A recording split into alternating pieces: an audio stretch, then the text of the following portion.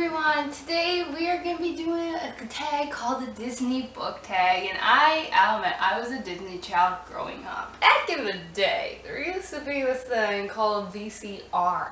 I know, right? And there's this thing called a tape. And you put this tape into the VCR and it played a movie. Anyway, so I had these little VCR tapes on these Disney sing-alongs. And I watched them for hours and I never shut up because I sang along with it. Anyway, so let's get started with this awesome, amazing tag that's created by K-tastic. First one is The Little Mermaid, my favorite Disney princess. When I was younger, I wanted to be Ariel, probably because of my hair. And this is a character that's out of their element, like legitimately a fish out of water, and I had to pick America's Singer from the Selection series. I didn't want to be part of their world, but she had to be, and so she was really out of her element through most of the book. So I think she was like a fish out of water through the whole series.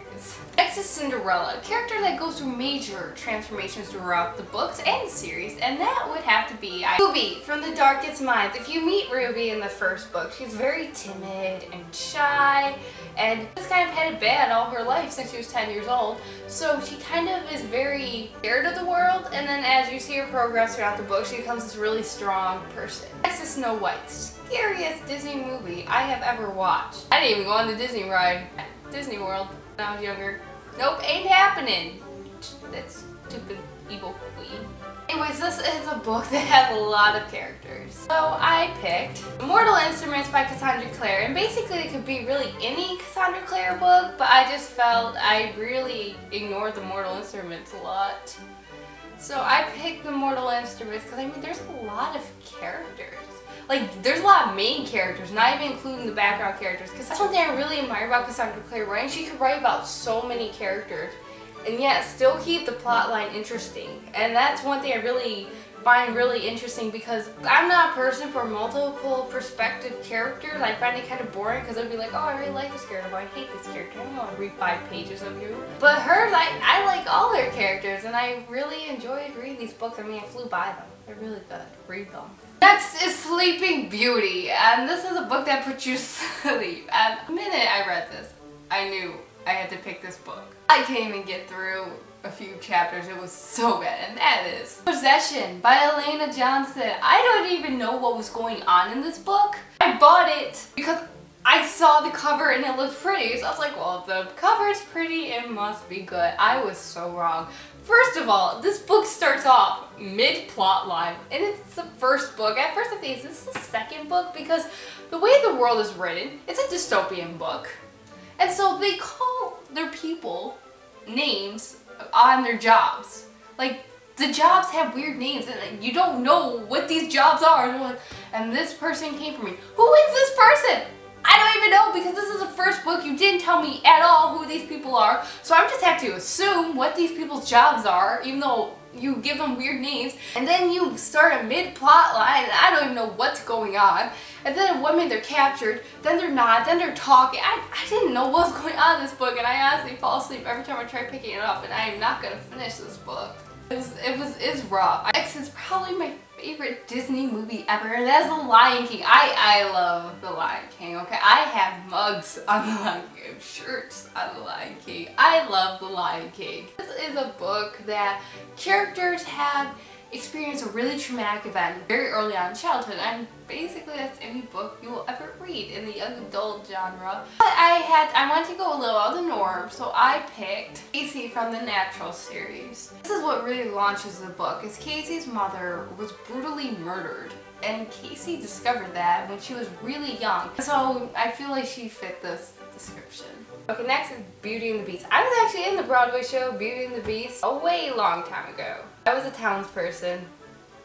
I know, right? And I was an understudy for one of Gaston's girls. Anyways, this is a really big book, and it's kind of intimidating you when you first heard about it, but then you end up enjoying it. But this one I read, it was part of the series, so maybe that helped a little, because I've already read all the other books. But when I found out it was going to be this long, I was like, how am I going to read this? But it actually went by really quick, and that is City of Heavenly Fire by Cassandra Clare.